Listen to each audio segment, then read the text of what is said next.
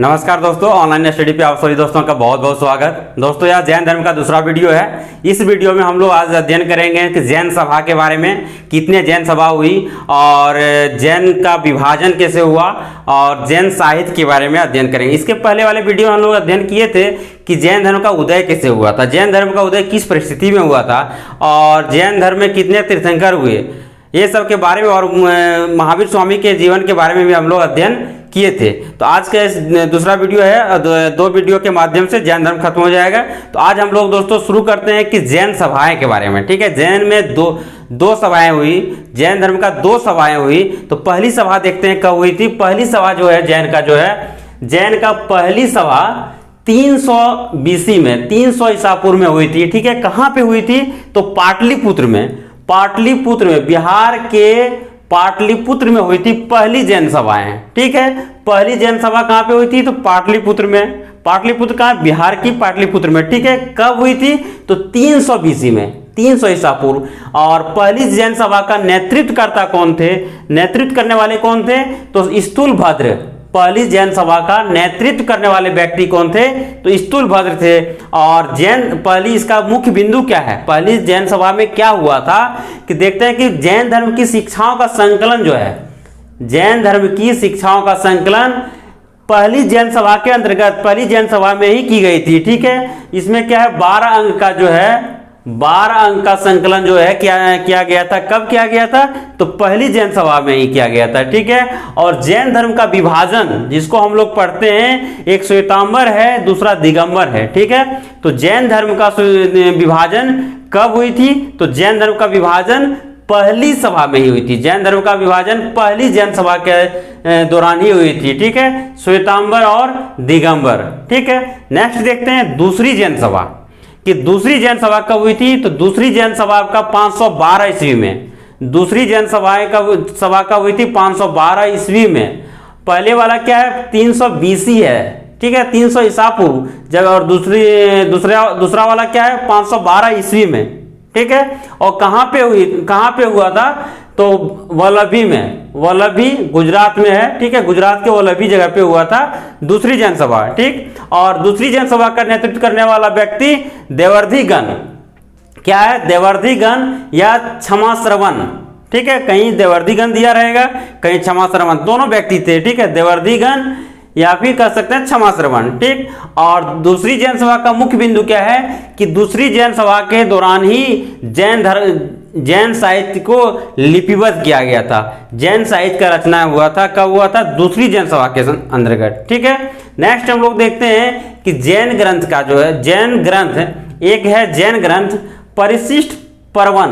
क्या है? एक जैन ग्रंथ का नाम है परिशिष्ट पर्वन, जैन साहित्य है।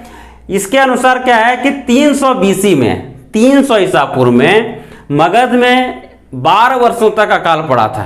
300 ईसा पूर्व में मगध में एक बार 12 वर्षों तक अकाल पड़ा था। ठीक है, और इस अकाल के दौरान बहुत सारे जैन धर्म मानने वाले व्यक्ति जो है भद्रबाहु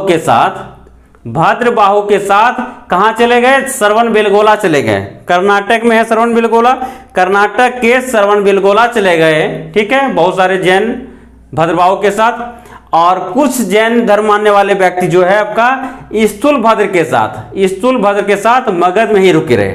ठीक है, जब 12 वर्ष तक अकाल पड़ा, 12 वर्ष अकाल खत्म होने के बाद जब आपका भद्रबाहु जो है आपका श्रवणबेलगोला से मगध लौटे, तो यहाँ पे देखे कि मगध में जो जैन धर्म मानने वाले व्यक्ति रह रहे थे, उन लोगों ने क्या किया? जैन धर्म के नियमों को पालन का उल्लंघन कर रहे थे। ठीक है, तो इस प्रकार से दोनों में मतभेद हो गया। ठीक है, इसमें भद्रबाहु और स्थूलभद्र में दोनों 2 गुटों में बंट गया, मतभेद हो गया। इस प्रकार से जैन धर्म जो है 2 भागों में विभक्त हो गया, 2 भागों में विभक्त हो गया।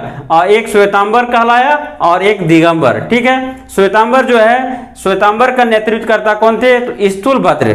ठीक है, जबकि दिगंबर का नेतृत्वकर्ता भद्रबाहु थे। ठीक है, जैन धर्म कितने भागों में विभक्त हो गए थे? तो 2 भागों में, श्वेतांबर, दिगंबर। श्वेतांबर का नेतृत्वकर्ता स्थूलभद्र, दिगंबर का नेतृत्वकर्ता भद्रबाहु। ठीक है, श्वेतांबर जो है, श्वेतांबर में क्या है कि श्वेत वस्त्र पहनते थे। जैन धर्म के मानने वाले व्यक्ति, जैन धर्म जिसके अनुयायी जो है श्वेत वस्त्र पहनते थे, जबकि दिगंबर में पूर्णतः नग्न रहते थे। ठीक है, और श्वेतांबर में जो है स्त्री के लिए मोक्ष मार्ग संभव था। ठीक है, जबकि दिगंबर में स्त्री के लिए मोक्ष मार्ग संभव नहीं था। ठीक, और महावीर को श्वेतांबर में क्या है, महावीर को भगवान की तरह पूजने लगे थे, महावीर का मूर्ति बना के उसको पूजा करने लगे थे। और इसमें दिगंबर में कहा गया है कि महावीर एक पुरुष थे, महावीर एक सामान्य पुरुष थे।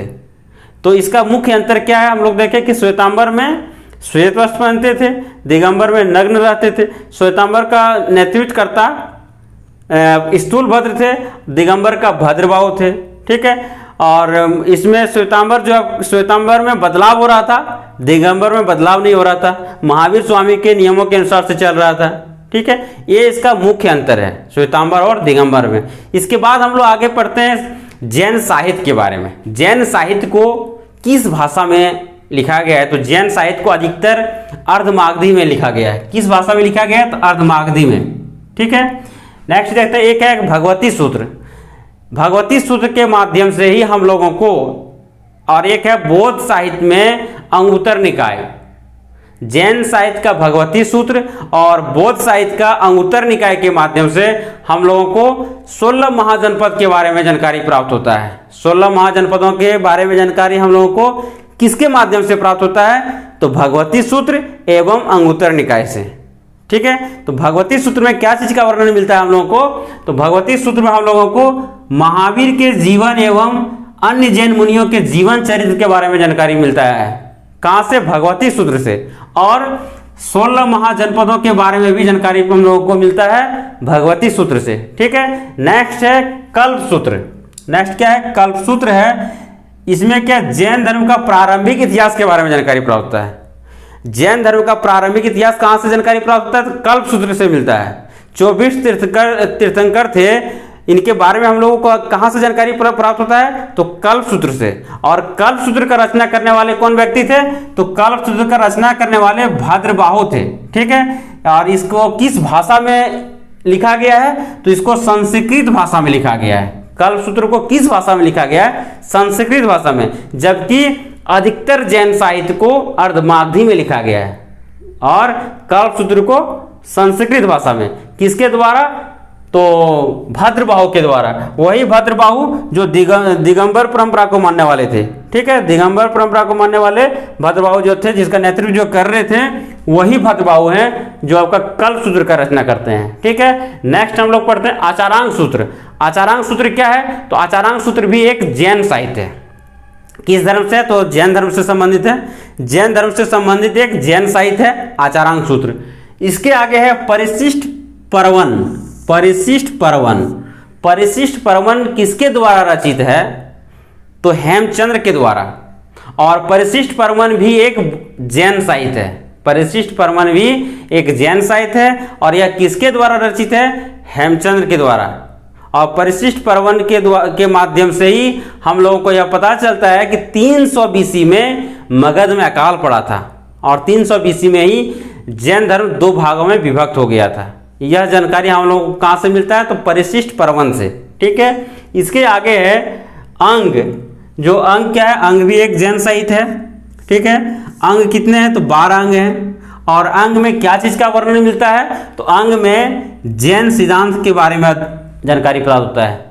जैन धर्म के सिद्धांतों के बारे में, जैन धर्म के नियमों के बारे में हम लोगों को अंग से जानकारी प्राप्त होती है। ठीक है, नेक्स्ट है उपांग। अंगों को समझने के लिए, अंग को समझने के लिए उपांग का रचना किया गया था। उपांग की संख्या कितना है, तो 12 है। ठीक है, अंग भी 12 है, उपांग भी 12 है। और इसमें अंगों का विस्तार मिलता है, अंगों का विस्तार मिलता है उपांगों में, उपांग में। ठीक है, नेक्स्ट देखते हैं क्या है, परकीर्ण। परकीर्ण कितना है, तो परकीर्ण 10 है। और इसमें अंगों का विश्लेषण किया गया है, अंगों का परिशिष्ट है, अंगों के बारे में विश्लेषण किया गया है, किसमें, परकीर्ण में। ठीक, नेक्स्ट है छेद सूत्र। एक है छेद सूत्र और दूसरा है मूल सूत्र। छेद सूत्र 6 है और मूल सूत्र 4 है। ठीक है, इसमें भिक्षुकों एवं भिक्षुणियों के लिए, भिक्षुकों एवं भिक्षुणियों के लिए नियमों एवं आचरण का संकलन मिलता है। भिक्षुकों एवं भिक्षुणियों के लिए नियमों एवं आचरण का संकलन मिलता है, किसमें? खेद सूत्र एवं मूल सूत्र में। ठीक है, इसके आगे और कुछ इससे मुख्य बिंदु है, देखते हैं। मथुरा कला जो है, जिस प्रकार आपका गांधार कला बौद्ध धर्म से संबंधित है, ठीक उसी प्रकार मथुरा कला जो है जैन धर्म से है। मथुरा कला कौन धर्म से संबंधित है? तो जैन धर्म से है। ठीक है, जैन धर्म से। और नेक्स्ट है श्रवण बेलगोला। श्रवण बेलगोला का एक है गोमतेश्वर की मूर्ति। गोमतेश्वर की मूर्ति किस धर्म से है? तो जैन धर्म से है, जैन धर्म से संबंधित है। और एक है खजुराहो का मंदिर। खजुराहो का मंदिर पूछा जा सकता है कि खजुराहो का मंदिर कौन से धर्म से संबंधित है? तो खजुराहो का मंदिर एक धर्म नहीं बल्कि दो धर्म से संबंधित है। जैन धर्म से भी संबंधित है और हिंदू धर्म से भी संबंधित है। जैन एवं हिंदू दोनों धर्मों से संबंधित कौन सा मंदिर है? तो खजुराहो का मंदिर। खजुराहो का मंदिर कहाँ पे है? तो मध्य प्रदेश में है। कौन किसके द्वारा बनवाया गया है? तो चंदेल शासक के द्वारा बनवाया गया है। ठीक है, आगे है कि महावीर जो है, महावीर स्वामी पुनर्जन्म एवं कर्मवाद में विश्वास करते थे। महावीर स्वामी पुनर्जन्म एवं कर्मवाद में विश्वास करते थे। ठीक है, और जैन धर्म का आध्यात्मिक विचार कहाँ से लिया गया है? जैन धर्म का आध्यात्मिक विचार कहाँ से लिया गया है? तो सांख्य दर्शन से लिया गया है। ठीक है, और इसका आगे है कि जैन धर्म मानने वाले कुछ राजा, जैन धर्म में मानने वाले बहुत सारे राजा थे, जिसमें से दो चार हम लोग देख लेते हैं। बहुत सारे राजाओं में से कौन कौन थे? जैसे चंद्रगुप्त मौर्य, चंदेल शासक, चेतक, अमोघवर्ष, खारवेल, ये सब क्या थे? जैन धर्म मानने वाले राजा थे। ठीक है, नेक्स्ट हम लोग देखते हैं कि 24 तीर्थंकर थे जैन धर्म के।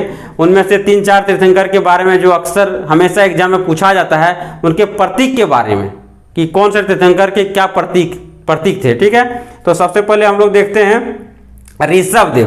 पहला तीर्थंकर थे ऋषभदेव।